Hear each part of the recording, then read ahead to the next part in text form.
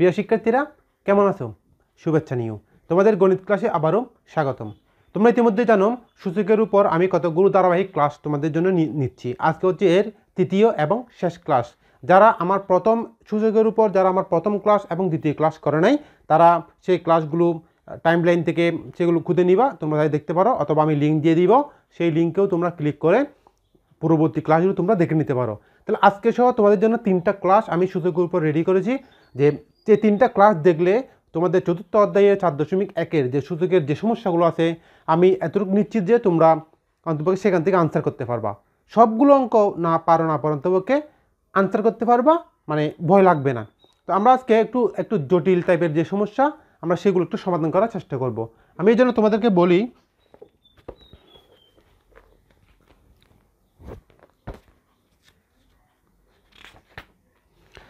4.1-এর তোমাদের জন্য আমি 10 নম্বর অঙ্কটা একটু দেখাই। হ্যাঁ,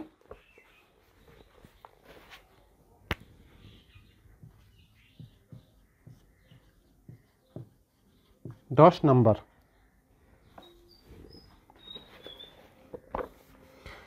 এখানে তোমরা বইয়ের সাথে মিলে নিতে পারবা। এখানে বাম পক্ষ এবং ডান পক্ষ তোমাদেরকে মিলাতে বলছে, তাই না? আমি বাম পক্ষ দিয়ে শুরু করি। লেফট সাইড সমান 2p plus 1 3 to the power 2p plus q 5 to the power p plus q 6 to the power p 3 to the power p minus 2 6 to the power 2p plus 2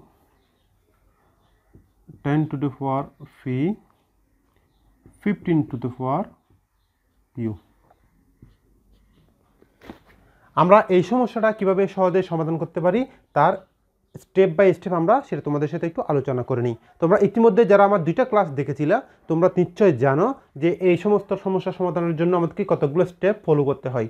যেমন এখানে আমি শুরুতে তোমাদের বলেছিলাম যে কি প্রথম স্টেপ হচ্ছে, আমি একটু আবার মনে করে দিই, প্রথম স্টেপ হচ্ছে মৌলিক সংখ্যা।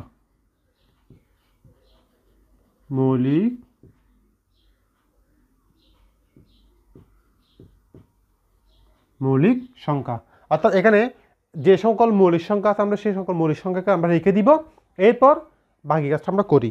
দেখি কিভাবে করি। এখানে দেখুন 2 কিন্তু মৌলিক সংখ্যা, আমরা 2টা রেখে দিব, 2p plus 1। এরপর 3ও রেখে দিব যেহেতু মৌলিক সংখ্যা, 5 to the power p plus q। এরপর দেখো 6 কি মৌলিক সংখ্যা? নিশ্চয়ই না। 6কে আমরা মৌলিক সংখ্যা রূপান্তর করব। মৌলিক সংখ্যা রূপান্তর করলে কি হয়? দেখো 6 ইকুয়াল টু 2 ইন্টু 3, এগুলো আমরা আগে থেকেই জানি, তাই না? তাহলে 2 ইন্টু 3, পাওয়ারটা যা আছে তাই থাকবে। সেম এটা করো আমরা 3p মাইনাস 2, এখানেও আমরা এটাকে ভেঙে ফেলবো, 3 ইন্টু 2 2p প্লাস 2, এটাও আমরা ভাঙবো, 5 ইন্টু 2 5 দ্বিগুণে 10 ফি, এটাও আমরা ভাঙবো 3 ইন্টু 5 কিউ। অর্থাৎ এই স্টেপ আমরা কি করলাম, মানে এই স্টেপে কি করছি জিনিসটা, সেটা হচ্ছে যে সকল মৌলিক সংখ্যা ছিল সেই সকল মৌলিক সংখ্যা আমরা রেখে দিছি, পাশাপাশি যেগুলো মৌলিক সংখ্যা ছিল না সেগুলোকে মৌলিক সংখ্যায় রূপান্তর করছি। তাহলে প্রথম স্টেপ শেষ। দ্বিতীয় স্টেপ,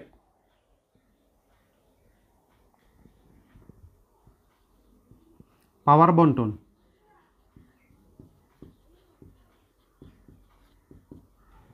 দ্বিতীয় স্টেপ হচ্ছে পাওয়ার বন্টন।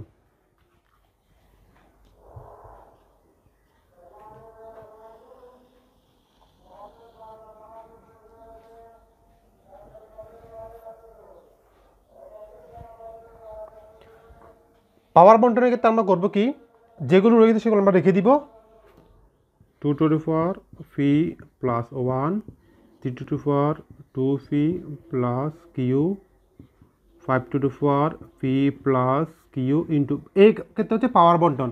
অর্থাৎ 2 ইন্টু 3, এই পাওয়ারটা আমরা কার উপর কীভাবে বন্টন করবো এটা আমরা কিন্তু ক্লাস 6 থেকে জানি। দেখো তো ক্লাস 6 এরকম ছিল, এ গুণ বি হোল কিউব হলে আমরা সেটাকে কী লিখতাম, এ কিউব বি, আমরা এইভাবে লিখতে পারতাম, তাই না? একইভাবে 2 এবং 3 উপর পাওয়ার হচ্ছে ফি, তাহলে আমরা কি করব, এই ফি যে পাওয়ার বা ঘাত যেটা সেটা আমরা 2 এবং 3-কে দিয়ে দিব, তাহলে 2 টু দি পাওয়ার ফি আর 2 to the power 3 to the power ফি।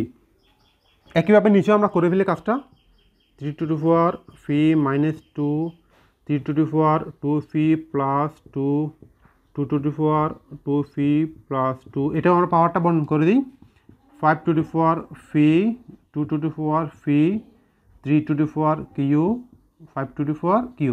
আমরা এই কাজটা কি করলাম, যে পাওয়ারগুলো বর্ণন করে দিছি। এরপরে কাজ হচ্ছে কি করব, সচরাচর যে কাজগুলো আমরা করি, পাওয়ারগুলো প্রথমে একই বেস হলে পাওয়ারগুলো আমরা যোগ করে দিব। আমরা কিন্তু অঙ্ক শেষের দিকে, তাহলে 2 আমরা লিখি, এখানে একটা 2 আছে, এখানে একটা 2 আছে, তাহলে পাওয়ারগুলো যোগ হবে, ফি প্লাস 1 প্লাস ফি। একইভাবে আমরা 3 করি,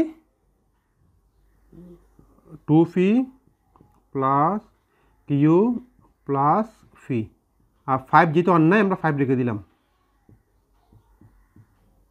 এবার নিচেরটা একটু করি, প্রথমে 2 লিখি, 2 সাথে 2 মিলে লিখলাম, আগে থেকে যাতে সেটা লিখি, 2 ফি প্লাস 2 প্লাস ফি, এটা লিখলাম, এটা লিখলাম। এরপর 3 প্রথমে নিচেরটা লিখি, ফি মাইনাস 2 প্লাস আমরা এই অংশটা লিখব 2 ফি প্লাস 2 প্লাস, এরপর 3-এর কী আছে, এখানে কিউ আছে, কিউ লিখলাম। এরপর আমরা 5-এরটা লিখি, 5-এরটা হচ্ছে ফি প্লাস কিউ, ফি প্লাস কিউ। প্রিয় শিক্ষার্থীরা, একটু করে একটু নোট করে নাও।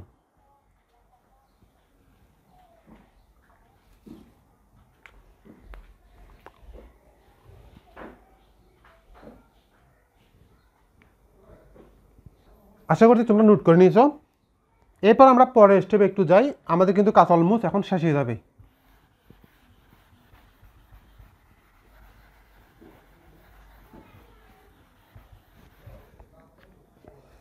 এরপর আগের মতোই সমান, মানে এর আগের অঙ্কগুলো আমরা যেরকম করতাম সেরকম, পাওয়ার যেহেতু মিলে গেছে, 2 আর 2 মিলে আমরা একটা লিখবো, তার পাওয়ার ভাগের ক্ষেত্রে কী হয়, উপরের থেকে নিচেরটা বিয়োগ হয়। এক্ষেত্রে আমি একটু ক্যালকুলেশন করে ফেলি, পি আর ফি মিলে হচ্ছে 2 ফি প্লাস 1 মাইনাস, আর নিচে হচ্ছে 2 ফি আর একটা ফি মিলে 3 ফি,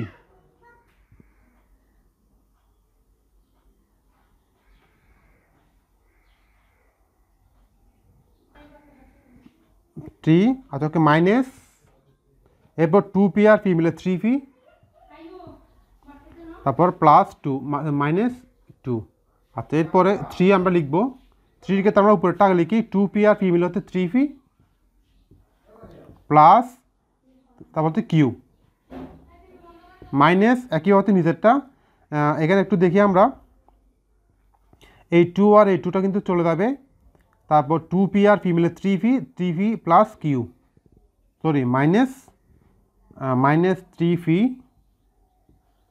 তারপর হচ্ছে কি প্লাস মাইনাস কিউ, এর মধ্যে 5 ফি প্লাস কিউ মাইনাস ফি মাইনাস কিউ, তো ইকুয়াল টু, আমরা একটু মিলে দেখি আবার, যে 2 ফি আর এখান থেকে কাটাকাটি গেলে তো মাইনাস ফি, তারপর মাইনাস 1 টি টু দি পাওয়ার, এখানে এটা চলে যায়, এটা চলে, তাহলে হবে 0, আর 5 to the power 0 equal to 2 to the power minus fee minus 1 into 1 আমরা ইতিমধ্যে জানি কোনো সংখ্যার উপর পাওয়ার যদি কী হয়, মাইনাস পাওয়ার যদি 0 হয়, তার মানটা কি হয়, 0 হয়।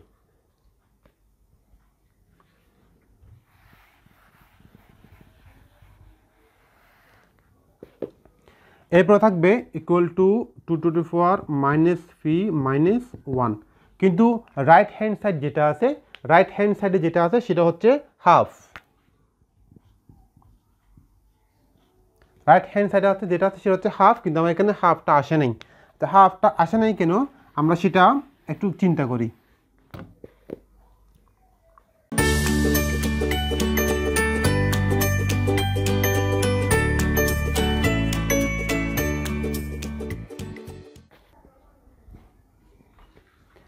একটু আগে আমরা কেন মিলতেছে না আমি একটু চেক করে দিচ্ছি। আমরা চেক করার পর দেখা যাচ্ছে কি আমাদের সাথে ক্যালকুলেশন এখানে ভুল হয়েছিল। তোমরা একটু মিলিয়ে দেখবা যে এখানে ক্যালকুলেশন যখন আমরা করবো তাহলে কিন্তু 2p আর এখানে কিন্তু এই সংখ্যাটা 3p হবে, এটা হবে 3p।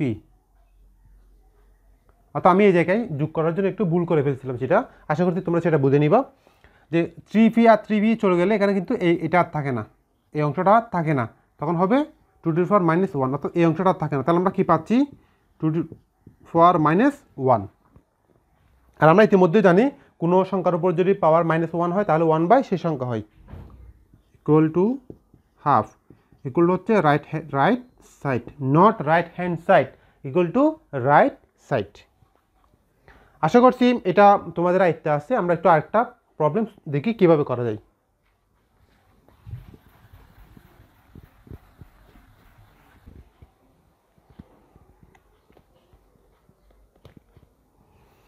আমি তোমাদের জন্য 13 নম্বর অঙ্কটা একটু দেখি কি করা যায়, আমরা কিভাবে সেটা সমাধান করি। সেম লিখলাম লেফট সাইড, যে x⁴a divide by x⁴b whole to the power 1/ab into x⁴b by x⁴c 1/bc x⁴c by x⁴a 1/ca। Okay, done. এবার আমরা এটা কিভাবে সলভ করতে পারি, একইভাবে যে আমরা আগে যেরকম করতাম আমরা একই কাজটা করে ফেলি। তাইলে একই কাজটা হচ্ছে কি, এখানে একটু খেয়াল করো, আমরা প্রথমে ভিতরের অংশটা করব।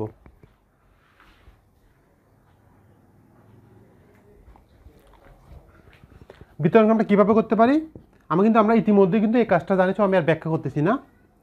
x⁴a minus b divide by 1/ab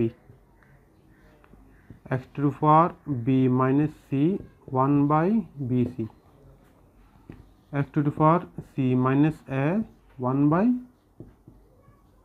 এরপরে কাজটা কি, এরপরে কাজটা আমরা পাওয়ারটা হিসাব করবো। আচ্ছা, এটা হিসাব করে আমি একটু রাফ করে দেখি। দেখো x² whole cube equal to আমরা কী লিখি, x⁴6 লিখি, তাই না? এই 6টা কেমনি হলো, এই দুটা পাওয়ার কিন্তু কী হয়, গুণ হয়, 2 × 3। এখন আমরা কীভাবে এটা যদি গুণ করি, a minus b into 1/ab, তাহলে এটা কী হবে, a minus b by ab। এভাবে হওয়ার কথা না, আমরা একইভাবে সবগুলো আমরা লিখি, x⁴a minus b by ab x⁴b minus c by bc x⁴c minus a by ca। Okay, এরপর আমরা করবো কি, যেহেতু x মিলে গেছে আর ওদের মধ্যে সম্পর্কটা হচ্ছে কি, এদের মধ্যে সম্পর্কটা হচ্ছে গুণ, তাহলে পাওয়ারটা কি করতে হবে, মাস্ট বি যোগ করতে হবে। আমরা যোগ করি, a minus b by b plus b minus c by bc plus c minus a by ca সমান x⁴। আমরা একটু লসাগু করি, আমরা নিজেরাই জানি যে লসাগু হচ্ছে কি, a b c। এবার এখন খেয়াল করতে, এখানে a b R a b চলে গেলে থাকবে কি, c, আমরা c দিয়ে গুণ করি, c মাইনাস bc প্লাস, একইভাবে এখানে আসবে ab মাইনাস ca প্লাস এখানে আসবে bc মাইনাস ab। তোমরা একটু পরে খেয়াল করে দেখো, ac আর ca সেম জিনিস, bc আর bca প্লাস মাইনাস চলে যাবে, ab আর ab প্লাস মাইনাস চলে যাবে, তাহলে পাওয়ার উপরে কি থাকবে, আর 0 থাকবে। আমরা যদি 0 লিখি তাহলে ইকুয়াল টু x⁴ 0/abc। আর আমরা জানি 0কে কোনো সংখ্যা দিয়ে ভাগ করলে কি হয়, 0 হয়। একটু করে নোট করে রাখি, আমরা 0কে যদি আমরা কিছু একটা সামথিং দিয়ে ভাগ করি ইকুয়াল টু 0 হবে, কিন্তু আমরা কোনো একটা সংখ্যাকে আমরা যখন 0 দিয়ে ভাগ করি তখন সেটা ইনফিনিটি হয়, অর্থাৎ এটা ভাগ করা যাবে না। তাহলে এখানে কি হবে, x⁴ 0 ইকুয়াল টু 1, তাহলে ইকুয়াল টু কোন সাইড, রাইট সাইড, তাই না? একদম সহজ অঙ্ক না, একটু ঠান্ডা মাথায় অঙ্কগুলো করলে আসলে সহজ, যা স্টেপগুলো ফলো করলে হয়ে যায়। তো আশা করছি তোমাদের এই অঙ্কগুলো যে আজকে সহজে তোমাদের 3 নম্বর যে ক্লাস, অর্থাৎ সূচকের যে 3 নম্বর ক্লাস, এই 3টা ক্লাসের মাধ্যমে তোমরা সূচক সম্পর্কে যথেষ্ট আইডিয়া পেয়ে যাবা। পাশাপাশি সূচক সংক্রান্ত সমস্যাগুলো কীভাবে সমাধান করে সেগুলো তোমরা জেনে গেছো এবং তোমরা করতে পারবা। এরপরে যদি কোনো প্রশ্ন থাকে অবশ্যই কমেন্টে আমাদেরকে জানাবা, আমরা তোমাদের জন্য একটা বোনাস ক্লাস দেওয়ার জন্য চেষ্টা করব যেখানে সমস্যার সমাধান হবে। অর্থাৎ সূচক নিয়ে যদি তোমাদের যা যা সমস্যা আছে সবগুলো প্রশ্ন নিয়ে আমি স্পেশাল একটা ক্লাস করব। আমাদের পরবর্তী ক্লাস হবে লগারিদম নিয়ে। আমরা সূচক থেকে যে সকল বিষয়গুলো শিখছি আমরা সেই সকল বিষয়গুলো নিয়ে সামনের যে লগারিদম ক্লাস আছে লগের যে অঙ্কগুলো থাকবে আমরা সেই লগের অঙ্কে এই সূচকের জ্ঞানগুলো সেখানে কাজে লাগাবো এবং আশা করি খুব সহজে আমরা সেই অঙ্কগুলো করতে পারবো। আজ এ পর্যন্তই। আল্লাহ হাফেজ, টাটা।